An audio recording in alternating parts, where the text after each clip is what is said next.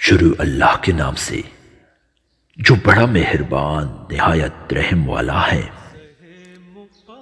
حضرت ابن عباس رضی اللہ تعالیٰ عنہ کی روایت ہے کہ انہوں نے حضور صلی اللہ علیہ وآلہ وسلم کو یہ ارشاد فرماتے ہوئے سنا کہ جنت کو رمضان المبارک کی خوشبوؤں کی دونی دی جاتی ہے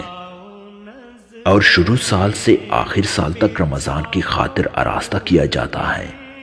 پس جب رمضان المبارک کی پہلی رات ہوتی ہے تو عرش کے نیچے سے ایک ہوا چلتی ہے جس کا نام میسرہ ہے، جس کے جھونکوں کی وجہ سے جنت کے درختوں کے پتے اور کواڑوں کے حلقے بجنے لگتے ہیں، جس سے ایسی دل آویز اور سریلی آواز نکلتی ہے کہ سننے والے نے اس سے اچھی آواز کبھی نہیں سنی۔ بس خوشنما آنکھوں والی حوریں اپنے مکانوں سے نکل کر جنت کے بالا خانوں کے درمیان کھڑے ہو کر آواز دیتی ہے کہ کوئی ہے اللہ تعالیٰ کے بارگاہ میں ہم سے منگنی کرنے والا، تاکہ اللہ تعالیٰ شانہ اس کو ہم سے جوڑ دے۔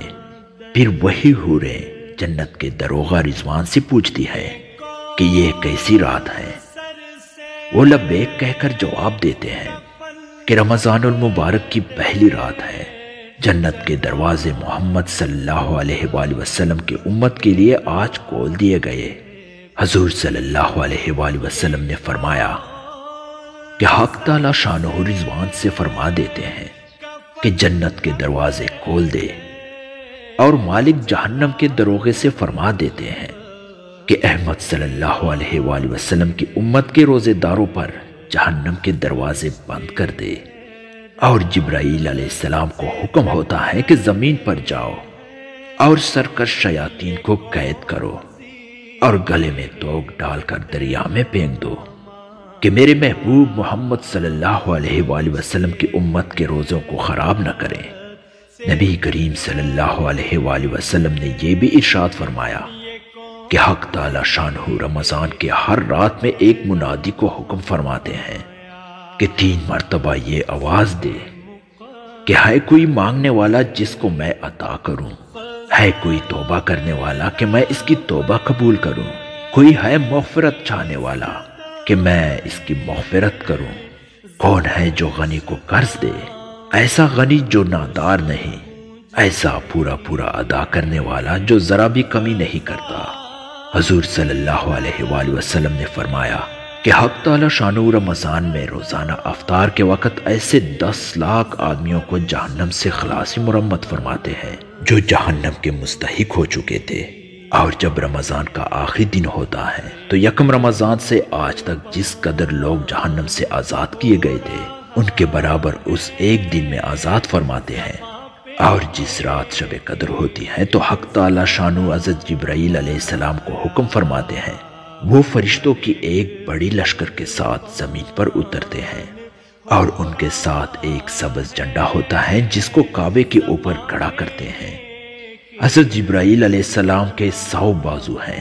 جن میں سے 2 بازو کو صرف اسی رات کھولتے ہیں، جن کو مشرق سے مغرب تک پھیلا دیتے ہیں۔ حضرت جبرائیل علیہ السلام فرشتوں کو تقاضا فرماتے ہیں کہ جو مسلمان آج کی رات میں کھڑا ہو یا بیٹھا ہو، نماز پڑھ رہا ہو یا ذکر کر رہا ہو، اس کو سلام کریں اور مصافحہ کریں اور ان کی دعاؤں پر آمین کہیں۔